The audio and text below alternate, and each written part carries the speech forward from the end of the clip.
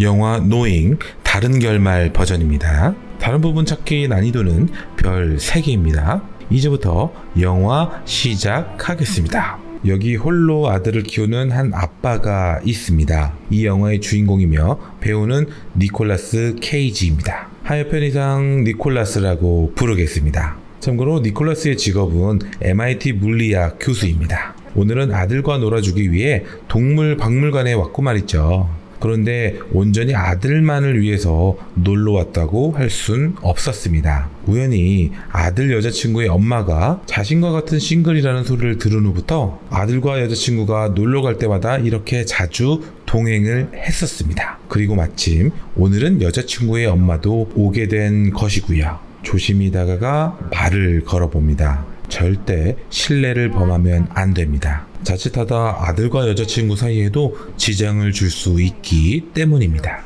다행이었습니다. 얘기도 잘 통했고 서로에게 느낌도 좋았습니다. 카페로 자리까지 옮겨서 조금 더 대화를 이어갔습니다. 그리고 얼마 지나지 않아 니콜라스와 싱글맘은 부쩍 가까운 사이가 되었고요. 어느 날 아들 책가방에 이상한 종이 하나가 있는 것을 발견합니다. 이게 뭐니? 하고 물어보니 오늘 학교에서 50년 전에 묻은 타임캡슐을 개봉해서 그 안에 물건들을 나눠줬는데 하필이면 자신이 받은 물건이 그 종이라며 속상했다고 대답했습니다. 종이를 보니 소름 끼치도록 숫자들이 빼곡히 적혀 있는 것 말곤 특별할 게 없었기에 그냥 낙서를 해놓은 종이쯤 정도로 생각하고 넘겼습니다. 그런데 사건은 보통 이런 곳에서 발단하게 됩니다. 숫자가 적힌 종이 위에 컵 자국이 났습니다. 니콜라스가 MIT 물리학 교수였기 때문일까요? 어쩐지 이 숫자들이 무슨 의미가 있는 게 아닌지 생각이 들었습니다. 보드에 적어보니 911 그리고 01 그리고 2996이라는 숫자였습니다. 911이면 911 테러, 01은 2001년, 2996은 뭐지? 인터넷에 911 테러를 검색해보니 사망자가 2996명이라고 나왔습니다. 아닐 거야 라고 생각은 했지만 자신도 모르게 종이에 적혀있는 숫자들을 보드에 전부 적어보고 말았습니다. 멕시코시티 1만여 명 사망, 또 4천여 명 사망, 교각 붕괴, 폭탄 테러, 여객기 폭파, 지진, 화재, 그리고 내일은 81명 사망. 심장이 두근두근 됐습니다. 그리고 내일입니다. 종이에는 사망자 수 옆에 GPS 좌표도 적혀 있었습니다. 그 좌표가 적힌 지점으로 차를 타고 가봤습니다. 그 종이가 틀렸다는 걸 직접 확인하고 싶었을 겁니다. 앞쪽에 무슨 사고가 났는지 차들이 꽉 막혀 있습니다. 사고라고? 설마 무슨 일인지 확인을 했어야 하는 니콜라스였습니다. 다가가 확인해보니 소방대원이 작은 사고라며 별일 아니라고 합니다. 작은 사고에 81명이 죽을 순 없었겠죠. 갑자기 소방관이 도망치고 사람들이 엎드리기 시작합니다. 이런 건 본 적이 없었습니다. 여객기가 니콜라스 쪽으로 빠르게 추락하고 있었습니다. 그리고는 펑. 지금은 다른 생각할 때가 아닙니다. 우선 달려가서 사람들을 구해줘야 했습니다. 다시 펑. 분명 많은 사람들이 다쳤을 겁니다. 집에 돌아온 니콜라스는 제정신이 아닙니다. 비행기 사고가 바로 앞에 벌어진 것은 평생 못 잊을 트라우마가 되겠죠. 하지만 그 사고로 정확히 81명이 죽었다는 보도가 니콜라스의 심장 박동수를 매우 빠르게 만들었습니다. 이제 부정할 수 없었습니다. 이젠 대책만이 필요했습니다. 내일 또다시 사고가 발생하기 때문입니다.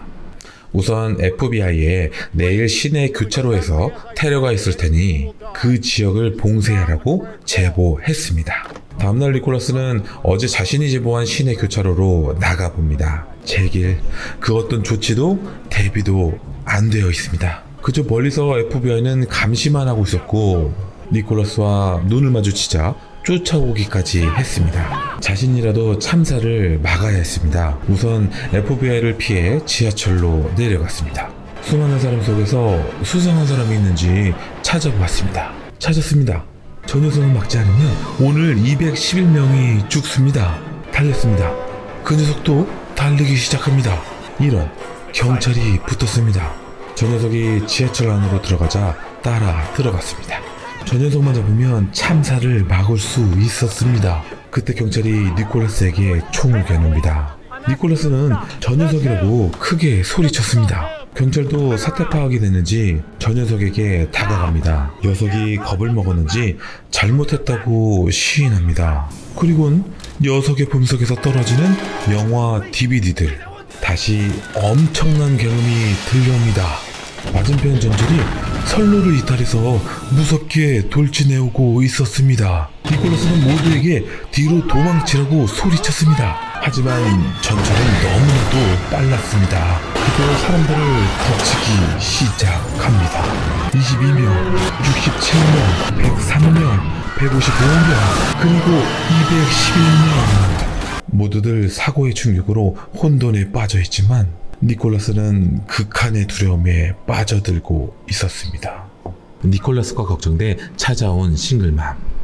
니콜라스는 싱글맘에게 모든 걸 털어놓았습니다. 니콜라스는 종이에 적힌 대로 재난이 벌어지지 않게 한 번만 막는다면 이 지옥 같은 현상을 끝낼 수 있을 거라 생각했습니다. 내일 모레에 또다시 사고가 벌어지게 됩니다. 그럼 지금이라도 그곳으로 가서 무슨 단서라도 찾았어야 했습니다. 이번엔 싱글맘도 그리고 아들과 딸도 함께 말이죠. 도착해보니 어느 한 폐가였습니다. 폐가 앞에서 싱글맘이 종이에 적힌 알파벳 EE가 무슨 뜻인지 물어봅니다. 니콜라스도 알고 있는 게 별로 없었습니다. 폐가 안으로 들어가서 이것저것을 살펴봅니다. 오감 때문인지 침대 밑을 확인하게 되었습니다. 침대를 들어 확인해보니 괴기스러운 글씨가 적혀 있습니다. 그리곤 알게 되었습니다. 종이에 적혀있던 알파벳 EE의 뜻을요. EE, Everyone else, 즉 인류 전부라는 표시였습니다. 내일 모레면 어떤 재난으로 인류가 멸망한다는 것이었습니다. 니콜라스와 싱글맘은 절망적이었습니다. 남은 시간은 이틀이 채 안 되었죠. 두 사람은 다음날 이런 생각을 해봤습니다. 어쩌면 지하터널 깊숙한 곳으로 대피한다면 살아날 수도 있다고요. 즉시 비상식량과 생필품들을 준비해서 도망치기로 했습니다. 니콜라스는 생필품들을 준비하기로 하고 싱글맘이 아이들을 데리고 마트로 먼저 출발하기로 했고요. 아이들을 차에 놔두고 마트에 들어가려는데 싱글맘의 차가 갑자기 출발을 합니다. 쫓아가야 했습니다. 마침 옆에 차가 시동이 걸려 있습니다. 차를 훔쳐타고 무작정 속도를 높였습니다. 그리고 쾅! 싱글맘은 더 이상 의식을 차리지 못했습니다. 니콜라스는 싱글맘의 전화를 받지 않자 어떤 사고가 났다고 직감합니다. 마트 세장에게 애들이 어디로 왔냐고 물어보니 남쪽으로 내려갔다고 알려줬습니다. 니콜라스는 차를 돌려 무작정 남쪽으로 향했습니다. 얼마간 달려와 보니 으슥한 오솔길이 나왔습니다. 느낌이 안 좋아 권총을 빼들었습니다. 다행입니다. 저 앞에 싱글맘의 차가 보입니다. 내려서 확인해 보니 아무도 없습니다. 주변을 경계하며 아들을 불렀습니다. 앞에 한 남자가 보입니다. 유괴범이라 확신했고 아들이 어디 있는지 대라고 소리쳤습니다. 그때였습니다. 아들이 나타났습니다. 아들을 안아주고 괜찮냐고 물었더니 아들이 이상한 얘기를 하기 시작합니다. 여기까지 어떻게 오셨어요? 뒤에서 여자친구도 다가와 말합니다. 이제 빨리 돌아가자. 아들이 다시 아빠 원래는 말해주면 안 되는데 라면서 말을 이어갑니다. 아빠는 내 진짜 아빠가 아니야. 진짜 아빠는 다른 여자랑 살고 있거든. 그리고 여긴 게임 속이야. 난 이 시대보다 미래에서 살고 있고 한마디로 이곳은 부모 체험 시뮬레이션이라고 생각하면 돼. 그냥 눈으로 직접 보는 게 나을 것 같네. 그러자 새까만 하늘에서 무언가 모습을 드러냅니다. 그 무언가의 가운데에 있는 구체의 문이 열리더니 하얀 빛을 내뿜습니다. 니콜라스는 이 광경에 절로 무릎을 꿇고 말았습니다. 아들이 계속 말합니다. 저 빛은 이곳에서 나가게 하는 차원문 같은 거야. 아빠, 이제 작별의 시간이야. 그동안 좋은 경험을 하게 해줘서 고마워. 니콜라스가 말합니다. 저 남자들은 뭐 하는 사람들이지? 그리고 여자친구는? 저들은 안내자라고 해. 그래봤자 튜토리얼 프로그램 같은 거지만. 그리고 쟤는 NPC가 아니고 유저야. 나랑 같은 부모 체험 학습 중이고. 마지막으로 아빠 미안해. 내가 실수로 아빠한테 코드를 보여주는 바람에 이곳이 리셋되게 됐어. 니콜라스가 말합니다. 코드라고? 그 숫자에 적힌 종이 말이야. 코드가 NPC한테 노출된 걸 운영자가 알게 되면 그 시뮬레이션은 리셋하게 되어 있거든. 하지만 걱정하지 마. 곧 똑같이 다시 만들어질 테니까. 그럼 이만 가볼게. 또 봐, 아빠.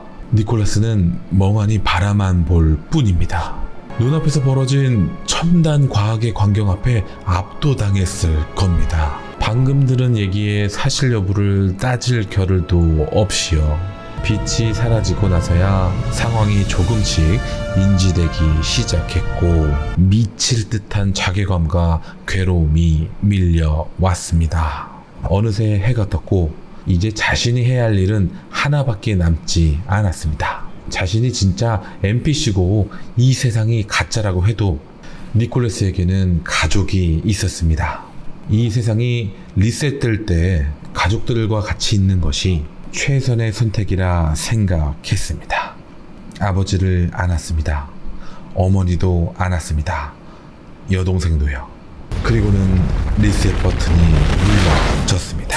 시뮬레이션 밖에서 보면 리셋은 그냥 한 프로그램이 삭제되는 작업일 것입니다. 시뮬레이션 안에서 보면 세상이 화염에 모든 것이 삼켜지는 것처럼 보일 거고요. 이렇게 영화가 끝났습니다. 고백하겠습니다. 다른 결말을 도출하기 위해 억지를 좀 부렸습니다.